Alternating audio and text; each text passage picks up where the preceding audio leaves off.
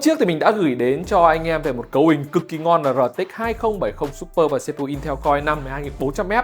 Tuy nhiên thì có rất nhiều anh em thắc mắc rằng tại sao chúng ta không mua những phiên bản như RTX 3060 chẳng hạn.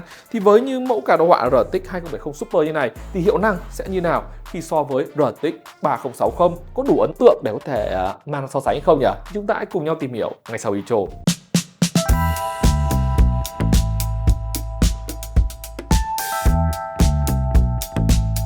Để có thể so sánh một cách trực quan nhất thì cả hai phiên bản này thì đều là phiên bản mới 100% và vì thế sẽ không có bị ảnh hưởng theo thời gian. Và để có cái nhìn trực quan nhất thì ở đây mình đang có một cấu hình giống hệt nhau, đều là CPU Intel Core i5 12400F, 16GB RAM, dual channel với xung nhịp là 3200, SSD cũng sử dụng một loại và chỉ thay thế ở đây đó là từ card A sang card B mà thôi.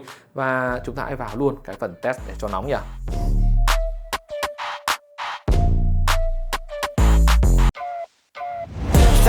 When I pass in the street, bag of money in the passenger seat. Simcoe's been asking for me on the road from the west to the east. Way up, I might never come down, cause the coast racking up the flight miles. So high, I might never come down, so what, this is my lifestyle. Wait a minute, work hard for the car, so that's why it's all tinted. Wait a minute, had a real late night, woke up with my head spinning out in Nashville. It's been mad real. I need sunglasses, I need Advil. I like fake boobs and my cash real. I like first place, you're in last still. Fast lane when I pass in the street, bag of money in the passenger seat. Simcoe's been asking for me on the road from the west to the east. Way up, I might never come down, cause the coast racking up the flight miles.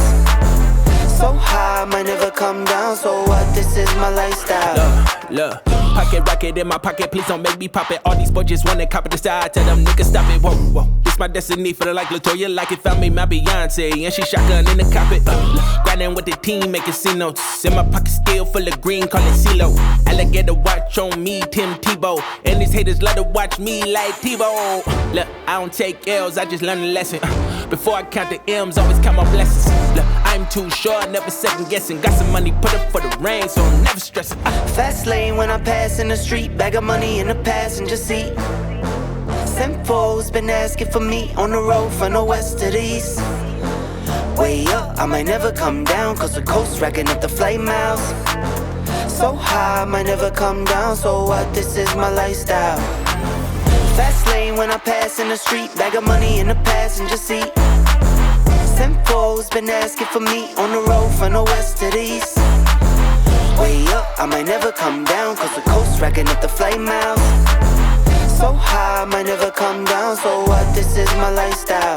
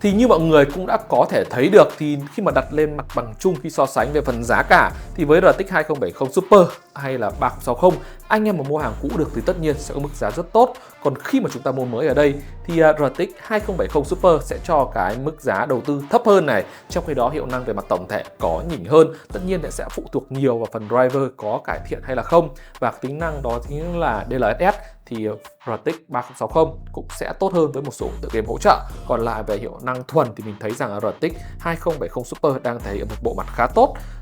Một điểm mà mọi người có thể lưu ý ở đây đó chính là với phiên bản RTX 2070 Super thì sẽ tiêu tốn điện nhiều hơn khoảng chừng 50W khi so với phiên bản 3060. Và nếu anh em cảm thấy phiên bản là phù hợp thì cũng có thể lựa chọn sao cho chuẩn chỉ nhất. Còn bây giờ thì nếu anh em quan tâm thì mình sẽ để thêm cái đường link ở ngay dưới phần mô tả video để anh em có thể click vào. Hẹn gặp lại mọi người ở trong những video sau.